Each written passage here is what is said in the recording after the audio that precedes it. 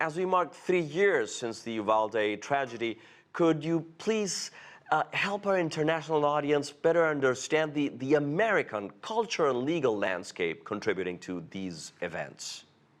Yes, for sure. Firstly, the people who commit these sorts of heinous mass shootings are overwhelmingly young men. They are troubled, they're angry, they're stressed. They tend to be isolated. They're typically in the midst of a personal crisis, a family crisis, a divorce, losing a job, things like that. Now, there are people like that in any nation, but what makes us distinctive is that we are awash in guns, and that people with these problems can get ready access to guns. In the case of the Uvalde shooter, he had just turned 18, and he was able to go to a store and buy 2 assault rifles, a whole lot of ammunition, other guns, and nobody picked up on the fact that he was acquiring this massive arsenal. And that's just the kind of thing that could be done if laws were changed. And in addition, there is a copycat effect as well. We often see that these shooters study past mass shootings or are inspired in some way by past mass shootings, and so it can have an additive effect. And since the event, I'd like to go over a few of the developments, and especially around the legal proceedings against the U.S. border guard officers involved. There's a lawsuit to compel them to testify, but they are refusing. Could you explain our international audiences a little bit more about this?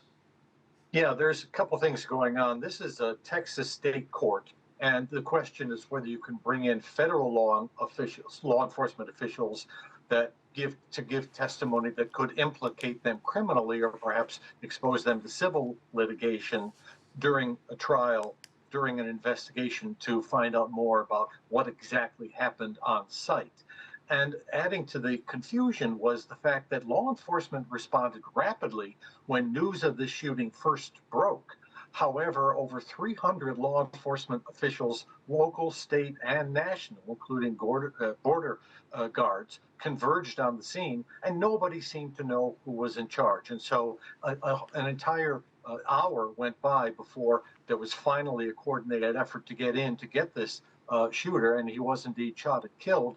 But a number of school children were killed during that intervening hour, and that violated the fundamental principle that is well understood now in law enforcement, that you engage in what's called active shooter behavior, and they are given active shooter training. That is to say, when there is an active shooting occurring, law enforcement doesn't pull back. It's supposed to go right in to confront the shooter to prevent casualties or more casualties. That did not happen here, and there's a big push to see and understand why not.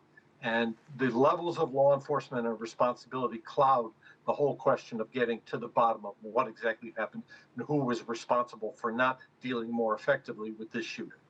And meanwhile, the Texas legislature recently passed the Uvalde Strong Act to address law enforcement failures during the shooting and we're discussing. In your view, does this legislation effectively tackle the issues that were exposed? It tackles one small piece of what happened. That is, it focuses on the behavior of law enforcement, on establishing chain of command depending on who arrives at the scene first and related factors. And it also addresses school protocols. It turned out that the Uvalde Elementary School had safety protocols in place, but it wasn't following those protocols. For example, they had numerous doors propped open instead of having all of the doors locked except for the front door, the main door to the building. So those sorts of security questions are certainly legitimate to look at, but this is not a comprehensive way to get a better handle on these kinds of terrible incidents. Professor Robert Spitzer, thank you very much. I appreciate your time.